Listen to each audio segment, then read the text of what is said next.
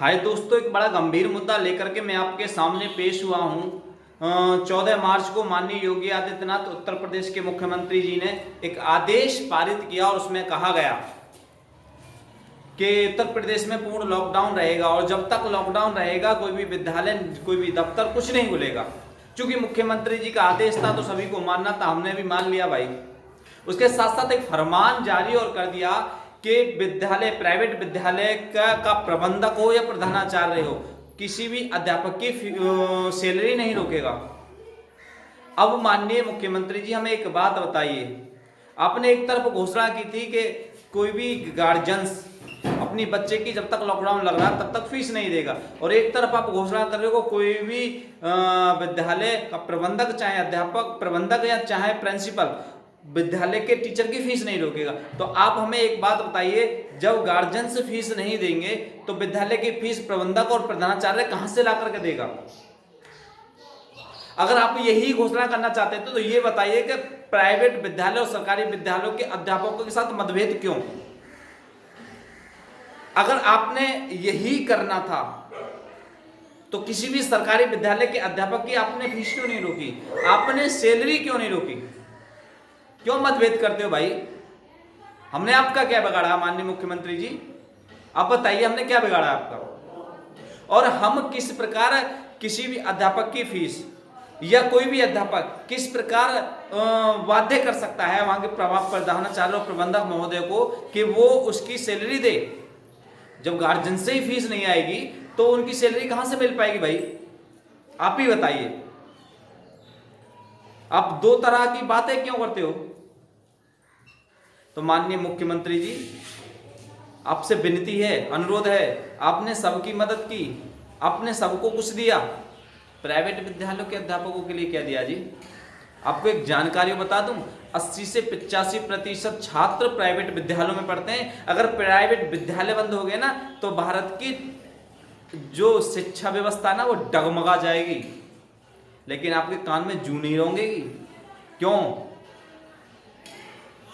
आपको नहीं दिखता, आपको नहीं लगता कि अभी भी उत्तर प्रदेश और पूरे भारत की जो शिक्षा व्यवस्था को जगाने का काम किया है वो प्राइवेट विद्यालयों ने किया है।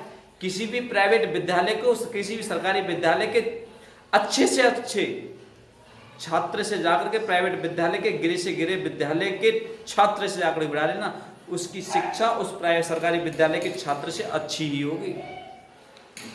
जब आपको लगता है, आपको दिखता है और आपको ये भी पता है कि प्राइवेट विद्यालयों में सरकारी विद्यालयों की अपेक्षा शिक्षा उच्च है और अच्छी है, तो आप प्राइवेट विद्यालयों के अध्यापकों की मदद क्यों नहीं करते हो? माननीय मुख्यमंत्री जी, आप हमें एक बात बताइए, आपने जब भी ऐसी तैसी मारी, गरीबों की ऐसी तैसी मारी, क्यों? और आपको एक बात और बता दूं, आप सरकारी विद्यालयों में शिक्षा देने का काम नहीं कर रहे हो, उन्हें भीख मंगवाने का काम कर रहे हो। लोग बच्चों के हाथों में कटोरा थमाने का काम कर रहे हो। बच्चे आज से ही, तुम्हें पता है, पहले घोषणाएं जब बच्चे पढ़ने के लिए जाते थे तो माँ बाप क्या कहते थे कि बेटा कॉपी रख ली कि हाँ, पेंसिल रख ली कि हाँ, कैसा करना बेटा, एक बार दोबारा चेक कर लेना कुछ रह तो नहीं गया। लेकिन आज माँ बाप भी पता है क्या कहते हैं कि बेटा चम्मच रख ली कि हाँ, कि बेटा कटोरी रख ली कि हाँ, कि बेटा वहां खाया ना, और बच्चे तो थोड़ा सा मेरे लिए भी ले आना। ऐसी शिक्षा व्यवस्था रख दी है, उसमें आपकी ही गलती नहीं, गार्जियंस की भी गलती है। लेकिन आपको तो समझना चाहिए था, गार्जियंस की तो मजबूरी है, उसके पास इतना धन नहीं है कि वो सरकारी प्राइवेट विद्यालयों में पढ़ा सके। सरकारी विद्यालयों में वही गरीब लोगों के बच्चे जाते हैं जिनके पास खाने के लिए अनाज और पहनने के लिए कपड़े के सिवा कुछ नहीं है। लेकिन माननीय मुख्यमंत्री जी, आपके कानों में जू नहीं होंगेगी, क्योंकि आपका क्या बिगड़ रहा है भाई? अब तो चाहते ही थे कि ये बच्चे भीख मांगे, गरीब गरीब ही रहे। आपने एक घोषणा कर दी कि अब सब बच्चे ऑनलाइन पढ़ेंगे।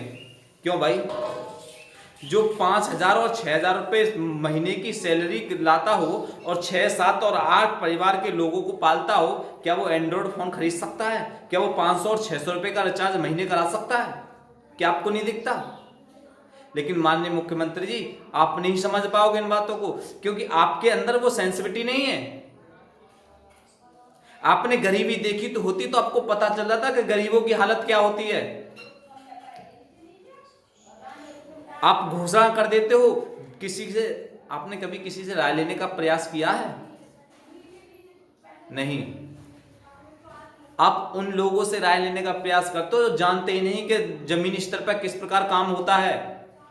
आप आम जनता की राय तो लेकर के देखिए, आपको पता चलेगा। और आम जनता की राय भी तुम कैसे लोगे भाई? वही ऑनलाइन राय लोगे। ऑनलाइन राय देने के लिए कौन है? हम जैसे मूर्ख लोग हैं जो आपके आपके बड़प्पन का आपको और आपके सामने आपका बड़प्पन मारेंगे। हम लोग राय देंगे आपको? राय लेनी है तो जमीनी स्तर पर उतरिए और तब लोगों से पूछिए कि किस प्रकार ये काम किस प्रकार होगा। और आप हर किसी के लिए योजना निकाल रहे हो, क्या प्राइवेट विद्यालयों के अध्यापकों के लिए योजना नहीं निकाल सकते? शिक्षा का स्तर यहां से लेकर के उच्च लेवल तक पहुंचा दिया, ये प्राइवेट विद्यालयों के अध्यापकों का ही काम था। वरना भारत की शिक्षा की स्थिति तो कब की चरमरा गई होती। आपने सभी के लिए योजना निकाली, किसानों के लिए योजना निकाली, उनके खातों में पैसे पहुंचा दिए। मजदूरों के लिए योजना निकाली, उनके खातों में पैसा पहुंचा दिए। अध्यापकों के लिए कितनी योजना निकाली? प्राइवेट अध्यापकों के लिए उनके खाते में कितने पैसे पहुंचा दिए आपने? और माननीय मुख्यमंत्री जी, आप एक बात ध्यान रखना, अभी आपको थोड़ा भ्रम है कि प्राइवेट विद्यालय के अध्यापक कुछ नहीं कर रहे हैं। जिस प्रकार अगर प्राइवेट विद्यालयों के अध्यापकों ने आंदोलन कर दिया ना, तो आपकी कुर्सी को रोकने वाला कोई पैदा नहीं होगा।